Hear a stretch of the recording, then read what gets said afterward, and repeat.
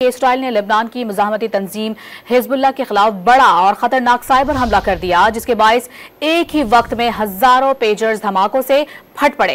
Hezbollah रहनुमा के बेटे समेत 12 अफराद शहीद जबकि 4000 के करीब जख्मी हुए। जनूबी लेबनान और बैरूत के नवाही इलाकों के अस्पतालों में इमरजेंसी नाफिज कर दी गई। अरब मीडिया ने इंकशाफ किया है कि मोसाद ने पेजर्स में इंतहाई तबाहकुन कीमियाई धमाका खेज मवाद नस्ब किया था। इसराइल ने लेबनान की मुजाहमती तंजीम हिजबुल्लाह के खिलाफ बड़ा और खतरनाक साइबर हमला कर दिया, जिसके बायस एक ही वक्त में हजारों पेजर्स धमाकों से फट पड़े। हिजबुल्लाह रहनुमा के बेटे समेत 12 अफराद शहीद जबकि 4000 के करीब जख्मी हुए।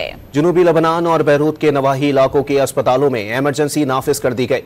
अरब मीडिया ने इंकशाफ किया है कि मोसाद ने पेजर्स में इंतहाई तबाहकुन कीमियाई धमाका खेज मवाद नस्ब किया था। इसराइल ने लेबनान की मुजाहमती तंजीम हिजबुल्लाह के खिलाफ बड़ा और खतरनाक साइबर हमला कर दिया, जिसके बायस एक ही वक्त में हजारों पेजर्स धमाकों से फट पड़े। हिजबुल्लाह रहनुमा के बेटे समेत 12 अफराद शहीद जबकि 4000 के करीब जख्मी हुए। जनूबी लेबनान और बैरूत के नवाही इलाकों के अस्पतालों में इमरजेंसी नाफिज कर दी गई। अरब मीडिया ने इंकशाफ किया है कि मोसाद ने पेजर्स में इंतहाई तबाहकुन कीमियाई धमाका खेज मवाद नस्ब किया था।